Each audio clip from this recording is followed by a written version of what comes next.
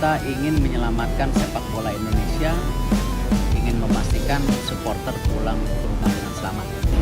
Assalamualaikum warahmatullahi wabarakatuh. Menindaklanjuti masalah di lapangan pasca pertandingan PSM versus Persib Bandung. Terkait dengan laga pertandingan antara PSM Makassar berhadapan dengan Persib Bandung.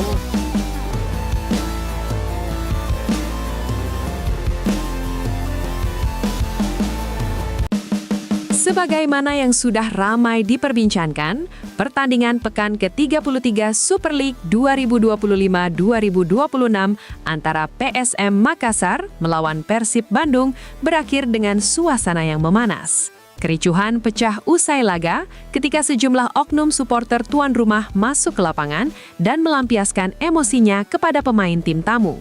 Bermain di Stadion Gelora B.J. Habibie, laga tersebut menjadi pertandingan kandang terakhir bagi skuad Juku Eja musim ini. Dalam hal ini, PSM gagal menutup laga kandang mereka dengan hasil manis di depan pendukung sendiri. Tim berjuluk Juku Eja itu harus menerima kekalahan tipis 1-2 dari Persib Bandung dalam pertandingan yang berlangsung sengit hingga menit akhir. Hasil tersebut tentu menjadi pukulan bagi publik tuan rumah yang berharap tim kesayangannya mampu meraih kemenangan. Di sisi lain, kemenangan itu disambut penuh sukacita oleh para pemain Persib. Skuad Maung Bandung terlihat merayakan 3 poin penting yang berhasil mereka amankan di markas lawan. Namun, suasana berubah drastis setelah peluit panjang dibunyikan. Dalam sejumlah video yang beredar di media sosial, tampak banyak flare dinyalakan dari tribun penonton. Bahkan, beberapa oknum supporter terlihat nekat turun ke area lapangan. Situasi pun menjadi semakin tidak kondusif ketika flare mulai dilempar ke arah para pemain Persib. Menyadari kondisi yang semakin berbahaya, para pemain tim tamu langsung berusaha berlari menuju lorong stadion demi menyelamatkan diri. Di tengah kepanikan tersebut, sempat terjadi aksi kejar-kejaran yang membuat suasana makin tegang. Bahkan, salah satu pemain Persib terlihat mendapat tendangan dari oknum supporter saat hendak meninggalkan lapangan. Belakangan diketahui, pemain yang menjadi korban insiden itu adalah bek senior Persib, Ahmad Jufrianto. Meski sempat terkena tendangan, Jupe tetap berusaha berlari menuju ruang ganti untuk menghindari situasi yang semakin kacau. Diduga, aksi sejumlah oknum supporter itu merupakan bentuk kekecewaan terhadap hasil pertandingan maupun kondisi internal tim. Namun, sangat disayangkan, pelampiasan emosi tersebut justru mengarah kepada pemain lawan yang tidak berkaitan langsung dengan persoalan tersebut. Akibat insiden ini, PSM Makassar berpotensi menghadapi sanksi berat dari Komdis PSSI. Terlebih, kericuhan terjadi di area stadion dan melibatkan keselamatan pemain tim tamu.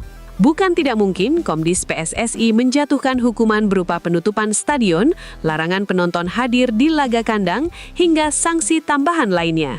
Karena insiden ini dinilai sangat merugikan, khususnya bagi tim Maung Bandung. Lantas, bagaimana nih tanggapan kalian para bobotoh? Coba tulis pendapatmu di kolom komentar ya. Laga panas antara Persija Jakarta kontra Persib Bandung yang digelar beberapa waktu lalu nampaknya masih terus menjadi bahan perbincangan panas di media sosial. Hal ini tentu bukan tanpa alasan, sebab selain panasnya tensi pertandingan yang melibatkan rivalitas kedua supporter, situasi panas ini juga ikut merambat hingga ke arah para pemain. Bahkan sebelum pertandingan digelar saja, situasi sudah memanas terlebih dahulu.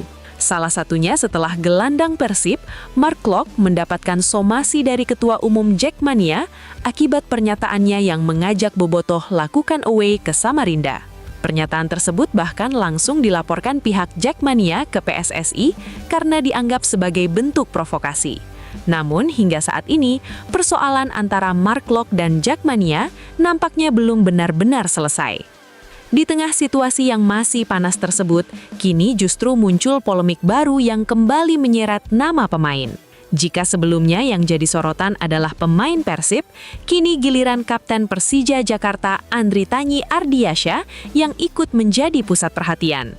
Ya, polemik ini bermula setelah beredarnya sebuah video dari ruang ganti Persija sebelum pertandingan melawan Persib yang kemudian viral di media sosial. Dalam klip tersebut, Andri Tanyi memang sempat berbicara mengenai keputusan pemindahan venue pertandingan ke Samarinda. Bahkan dalam video itu, Andri Tanyi terlihat menyinggung soal keputusan laga yang dipindahkan dari Jakarta. Meski memang dalam potongan video tersebut tidak ada penyebutan nama klub secara langsung, namun banyak pihak mengaitkan ucapan itu dengan Persib Bandung. Terlebih lagi, konteks pertandingan yang saat itu akan dimainkan adalah duel panas Persija kontra Persib. Sehingga sebagian bobotoh menduga bahwa pernyataan Andri Tanyi secara tidak langsung memang mengarah kepada Maung Bandung. Mereka boleh pindahkan kita main di Samarinda dan tidak di Jakarta. Tapi jangan harap mereka ambil 3 poin dari kita. Jelas, situasi pun langsung memanas di dunia maya dan sejumlah pendukung Persib mulai meluapkan kekesalannya di media sosial. Bahkan, sebagian bobotoh mulai menyerukan agar persoalan ini turut dilaporkan ke PSSI, meskipun hingga saat ini konteks ucapan dalam video tersebut masih terus diperdebatkan dan belum ada pernyataan resmi terkait adanya pelanggaran tertentu. Dalam situasi ini, para bobotoh merasa tak terima jika klub kebanggaannya dianggap sebagai pihak yang berada di balik pemindahan venue pertandingan besar antara Persija kontra Persib, yang sebelumnya dijadwalkan berlangsung di Jakarta, namun akhirnya dipindahkan ke Samarinda. Kini, polemik antara rivalitas dua klub besar Indonesia ini kembali memanas. Dan menarik untuk dinantikan bagaimana respons resmi dari pihak terkait, baik dari klub, pemain, maupun Federasi Sepak Bola Indonesia. Pengamat sepak bola nasional, Bung Binder, dibuat terkagum-kagum dengan sosok pelatih Persib Bandung, yakni Boyan Hodak. Pujian tersebut tentu bukan keluar tanpa alasan, sebab menurut Bung Binder, Boyan Hodak merupakan sosok pelatih yang sangat jenius dalam meracik strategi permainan.